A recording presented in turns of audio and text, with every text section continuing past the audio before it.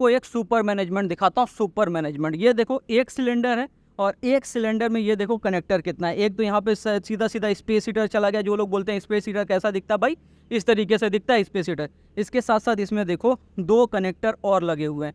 तो ये दो कनेक्टर से आप क्या कर सकते हैं, इस दो कनेक्टर से आप एक और गैस जो है, मतलब अगर आपको प्रेशर कम लगे, एक गैस और जोड़ सकते हैं। इसके साथ साथ इसके आगे आने वाली जो पाइपलाइन है, इसमें आप टी लगा के और सारे, जैसे कि इस पर कई सारे स्पेस हीटर भी इसमें जोड़ सकते हैं। लेकिन ये करना बहुत ही ज़रूरी है, क्योंकि जब आप ये किए रहोगे तभी आपको प्रेशर बनेगा, और जब प्रेशर बनेगा तभी आपका स्पेस हीटर, गैस ब्रूडर बहुत ही अच्छे से काम